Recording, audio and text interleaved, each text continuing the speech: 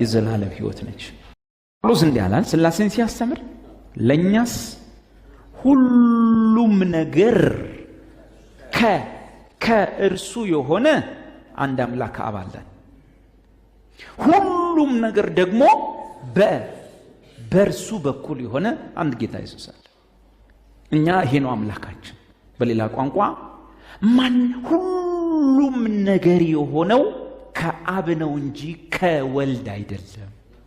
ከወልድ የሆነ ምንም ነገር የለም። ከኢየሱስ የሆነ ምንም ነገር የለም።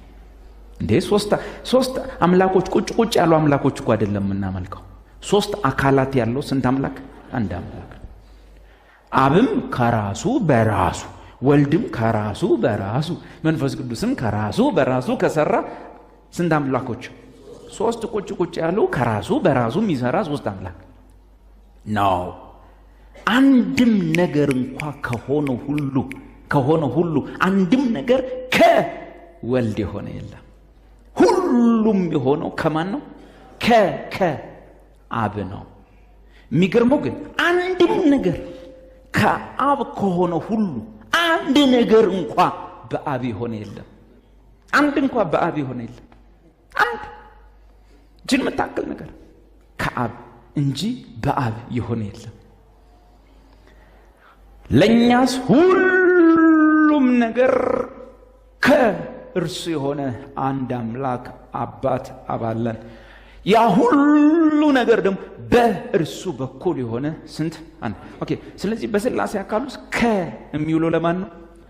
ከሁልጊዜ ለአብ ነው። አብ ምን ማለት ነው? ምንጭ፣ ፓተር፣ ሶርስ፣ ምንጭ ማለት ነው።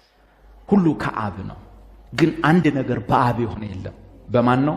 ሁሉ በወልድ ነው። በሚለውን ስታነቡ አዲስ ኪዳን ውስጥ ለማን ነው የሚሰጠው? ለወልድ ነው። ኢየሱስ ምን አለ? እኔ ከራሴ አንዳች ነገር ማድረግ አልችልም። ዮሐንስ 5 እኔ ከራሴ አንዳች ነገር ማድረግ አልችልም። ለምሳሌ ወልድን ምን ይለዋል? ዮሐንስ 1 በመጀመሪያ ቃል ነበር፣ ቃልም በእግዚአብሔር ዘንድ ነበረ፣ ቃልም እግዚአብሔር ነበረ። ሁሉ ከእርሱ ነው፣ በእርሱ። አዎ ተጠንቀቃችሁ። ሁሉ በእርሱ ሆነ፣ ከሆነው አንዳች እንኳ ያለ እርሱ ምንም የሆነ የለም። አብንሳ ዕብራውያን መጽሐፍ ላይ አብ የዓለማት ዲዛይነር ነው። ግን ምን ይላል? በአብ ተፈጠሩ አይልም። ምን ይላል? እግዚአብሔር አስቀድሞ ለነበሩት ትውልዶች ለአባቶች በነቢያት በኩል ተናግሮ አሁን ግን ሁሉን ወራሽ ባደረገው ደግሞም ዓለማትን በፈጠረበት በልጁ ተናገረ። ዓለማትን ምን ባለበት? በፈጠረበት። ለምን?